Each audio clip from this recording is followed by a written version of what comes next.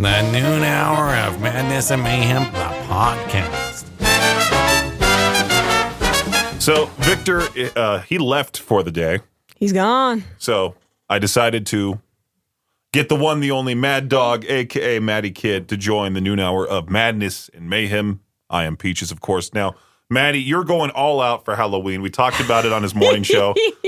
Yeah. We talked about how you should never compete against the theater kid when it comes to dressing up. And you know what? You are absolutely correct, unfortunately, because I am that theater kid. Now, your first costume suggestion was going to be Jade. That's what you brought up to me for the thought of Halloween. And I was thinking, like, you already got the similar haircut as him. I do have the emo look. You could have taken the rest of your hair that they cut off and made it into like some sort of straightened beard. Oh, that would be so off, like sensory nightmare. But you know, I would do it for the bit completely. Would it really bother you that much? I think my hair's just like so thick. It's got so much, roundness to it, and it's just so scratchy. I think feeling it on my face, much less glued on my face, would be kind of a sensory nightmare. Or you could do the classic 27-year-old Jade where he's in his emo phase. I would do that. That's photographed behind me here in the studio. I would absolutely do. Or there's that one picture you guys share every year on his birthday. That's Viktor, not me. The one that Viktor shares every year on his birthday, and it's like emo Jade in his prime. Modeling in LA. Yeah, I probably would do that. I think that's probably the version of Jade I would do just because it's too good. It's too iconic. That was your first suggestion. Then what was the next costume? I thought there was something else before you got to what you're currently working on. I don't remember, but I think I landed on the one I'm currently working on pretty fast because there's a video of me talking about it in August, right before I went to the Eastern Idaho State Fair. I was like, I'm going to be for Halloween. So I think I had it settled pretty quick, but I did bounce back a couple times because Katie, the DJ from Z103, she wanted to go in on something, but at that time I already spent way too much money on my Halloween costume. Oh, I know the total. Yeah, it's tough. Yeah, but you're going all out. You're trying your best to win the Halloween costume contest here as well as elsewhere. Yeah. Somewhere. I forgot where you said exactly. Yeah, there was one at the gym, and unfortunately my costume didn't get there in time, so I wasn't able to participate, which is fine, I guess.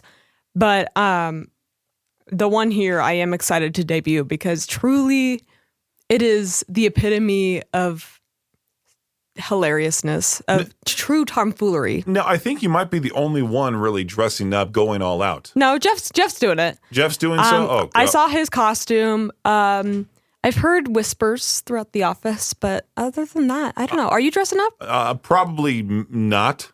Just Come on, like Peach. For years past, we never really did anything, and I don't know. I don't really want to dress up on a Friday. It's time to commit. It's spooky season. I already dressed up for that Halloween party over the weekend as Louis Blue Notes Callahan. That's a big word for Elmo. Made up jazz musician. But I have a feeling, I talked about it on Viktor's show as well, that Josh and Chantel from Classy, they might bring their A game. Secretly all of a sudden show up on Friday. Dressed up to the gills in whatever they choose, and I feel like they'll do some sort of I don't know who can Josh dress up as? I don't know. Uncle Fester. Uncle Fester. Yeah, and then Chantel could be what, Wednesday? Oh, sure. Yeah. Yeah, I haven't heard anything about their costumes. Star told me a little bit, but I do know that my costume is going to be to die for. I already said it on the morning show. So. It's no secret. The fact that I'm going to be, the United States of America founding father. Which one? I don't think the look I'm going for is probably going to be more George Washington. Because you could be James Madison. That is true. Who was 5'3", the same height as you. That is true. Same name. That's not a bad idea. Yeah. I also do have the entire Hamilton musical memorized, so maybe I can go off that bit. Please don't sing that in front of me. I hate will. Musicals. I will. I actually. especially hate Hamilton. I will sing the entire thing from top to bottom. Lin-Manuel Miranda is one of those celebrities I absolutely cannot stand. Unfortunately, that is something we are going to have to disagree on because I am a Hamilton fan till I die. #Hamilton forever. That dude read one of the most boring books of all time and then said, "Let me just make a made-up musical about Alexander Hamilton." You know what, Peaches? I think that is beautiful. I think it's. I'm not going to say what I think it is, but let's move on here. All right, Maddie, since you're here, we have to do a little bit of a fantasy football update. Oh, no. I think we are both the worst No. and the best team in the league. No. Now, your record is 1-6. Football. You have a 1% chance of making the playoffs, which I find utterly hilarious. I didn't expect to do so well. I really didn't. And now that, considering I am the commissioner of the league, everyone's just going to say, well, he only won because he's commissioner, which makes no sense. I don't know what that means. I'm not sabotaging anything. I'm just letting the games go. Amen. I was pick number 6, I think, in the draft order. I forgot exactly, but Star had the most points with 170 this week. No deal. Really? Yeah, she had the most. You are about to lose big time to Justin from 105 The Hawk. But yeah, you're 1-6. You're the bottom of the league. Football! Which means that, in the beginning part of this whole league, we talked about what Kevin suggested. Kevin, the big boss man from down the hall. Are we doing the punishment thing? He suggested that for the punishment for the big time loser, that they're going to have to do a promo on all channels, basically saying, hi, I'm so-and-so, and I am the loser of the Riverbend End Zone Fantasy Football League. So a public humiliation ritual is what you're telling me. Yeah, but I feel like you're also wanting to do it. And you know what? I will be publicly humiliated proudly, and I will wear that badge of humiliation with honor and valor, especially since I went all out in my team bit and showed up to draft day with a T-shirt with my team logo on it. My favorite thing is that Kevin, the big boss man, showed up with papers and pen in hand for the draft. Yeah, he did. Same with Josh. Josh is right behind me. He's 5-2, not his height, the record. Honestly, probably both. Yeah, probably both. And then I'm 6-1 in the lead right now. I'm about to beat Beck, who is Josh and Chantel's son. How's he doing? He doing all right, I think. I don't really know him all that well. I know. I haven't really been keeping up on everyone's scores. All I know is I think I meant him personally. I'm like, I don't know Beck all that personally. No, how is he doing in the football league? He's doing okay. I mean, his quarterback flopped. Baker Mayfield had 4 points. But I had 3 players who did decently. I did a crazy move and recruited this rookie tight end on the Chargers, and he went off. He had 18.7 points. And then my kicker, who I picked up, had 14 points. Nice. Sometimes those kickers make a difference. Now, the only way for me to lose, because I'm currently winning 103-79, and his team's already done. The only way for me to lose is that if my defense, the Chiefs' defense, all of a sudden has like minus 30 points. Which, I mean, that would probably be the worst Kansas City Chiefs loss ever. Real. Which could happen knowing my luck. Yeah. I wish you nothing but the best of luck. Truly, I don't think there's a lot of hope for me in this whole fantasy football thing. I mean, you could just ask me to help you adjust the lineup, and I could help you out. I could adjust the lineup, and I You only want to do that with people that you really want to beat, like Jacob from down the hall as well. True. The next time you face Josh, I'll help you out. Thank you. Because we'll have to take down Josh, and I don't know. I feel like him and Chantel have been talking a lot of trash. I've been listening to their podcast. I haven't been keeping up because ignorance is bliss. What's funny though is that Josh and Chantel have some friends who tune into K-Bear sometimes. Oh, really? And sometimes they'll snitch on what I'm saying to them. Jeez. So one of them referred to me as that K-Bear guy. That K-Bear guy. Yeah. Maybe you should change your name from Peaches to that K-Bear guy. Maybe. There's still people who don't even know who I am. I feel like your name's pretty easy to remember. After almost 5 years. I'm very easy to spot. I'm literally on the air 7 days a week. Oh, man. That just goes to show. Tough. It's like, show me you don't listen without showing me, or without specifically telling me you don't listen. Sometimes you just gotta lock in, dude. Sometimes you just gotta lock in. I mean, do people live under a rock? I mean, I do. Like, there's a lot of people every single time there's a show that gets announced for here. I didn't know they were coming.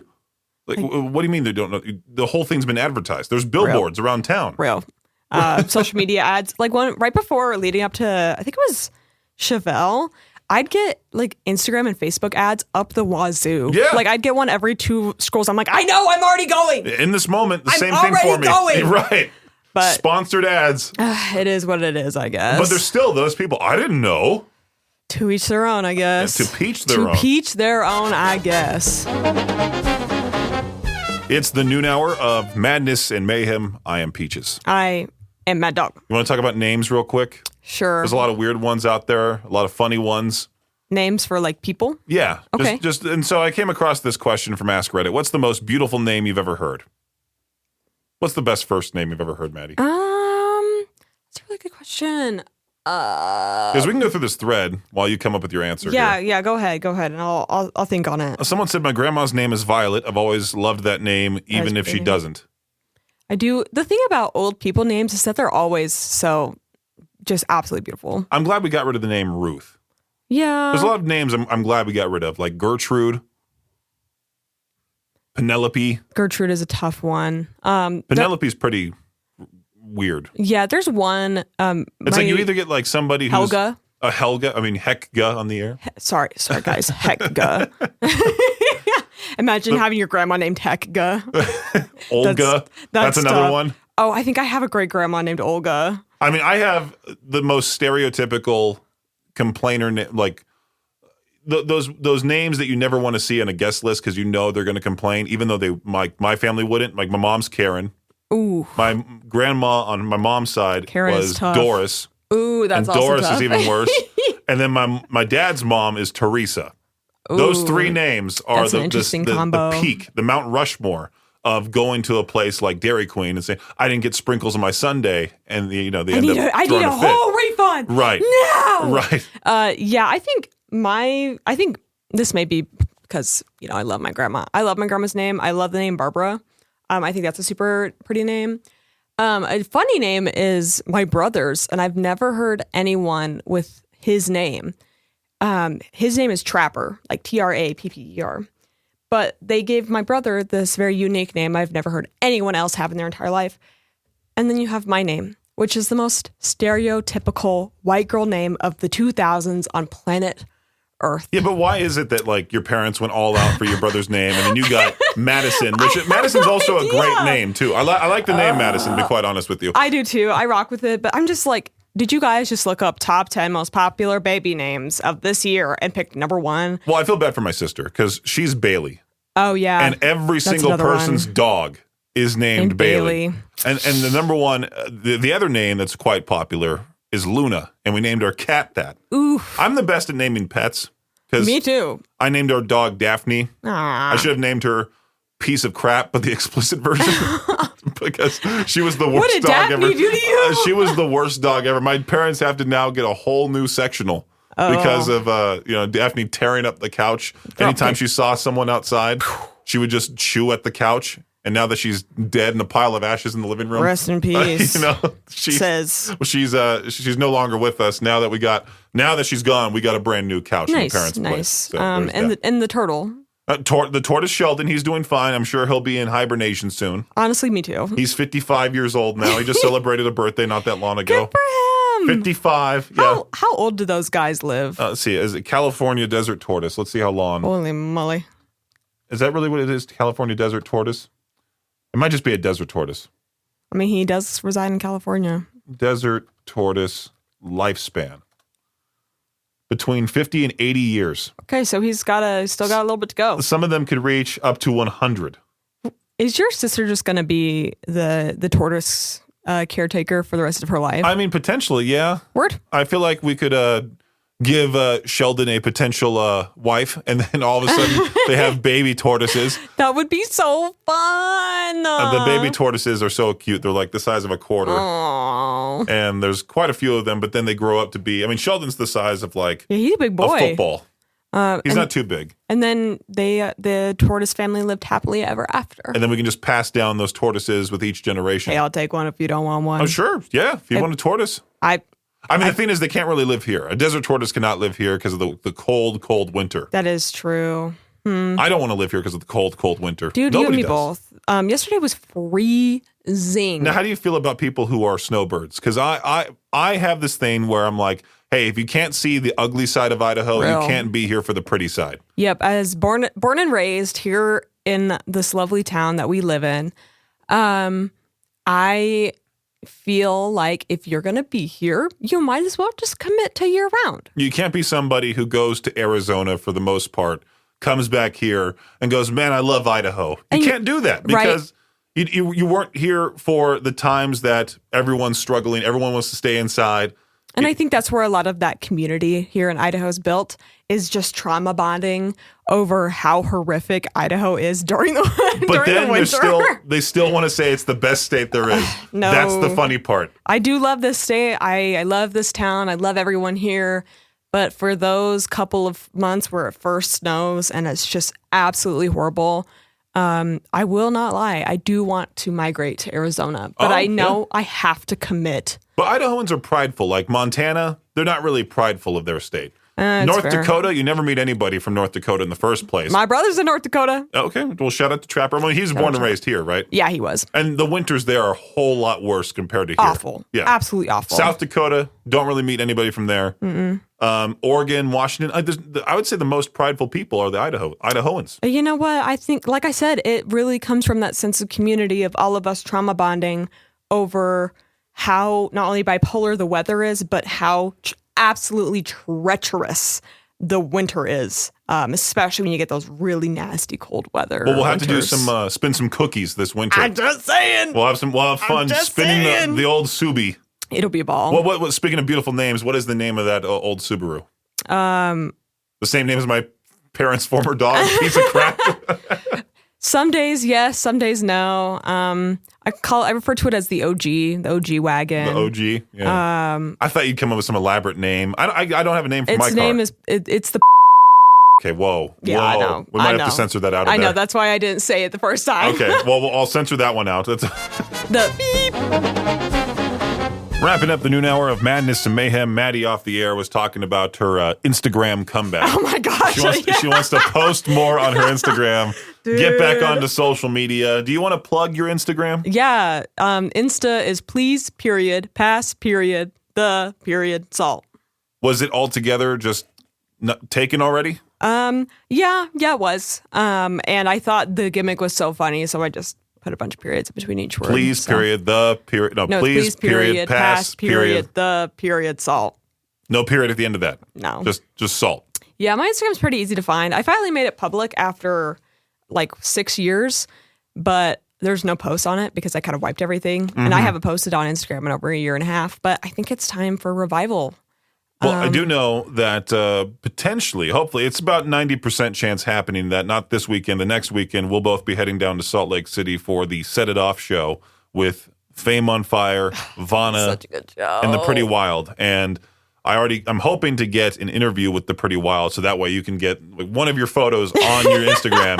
Could be you Dude, with the two girls in the Pretty that Wild. would be so good.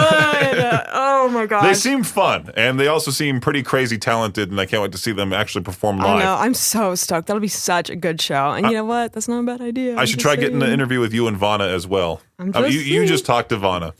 I could yap.